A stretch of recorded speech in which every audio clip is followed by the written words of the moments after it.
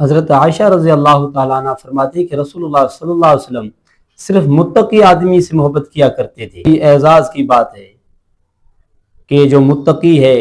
اسے رسول اللہ صلی اللہ علیہ وسلم محبت کرتے۔ متقی آدمی وہ ہوتا ہے جو اپنی آنکھوں کی حفاظت کرے، کسی کے اوپر میری نظر نہ پڑ جائے، اور اپنے کانوں کی حفاظت کرے کہ وہ کسی کی غیبت نہ سنے، اور اپنی زبان کی حفاظت کرے کہ وہ کسی کو اس طرح کی بات نہ کہے جو شریعت کے خلاف ہو۔ اور وہ متقی آدمی وہ ہوتا ہے جو حلال اور حرام میں تمیز کرے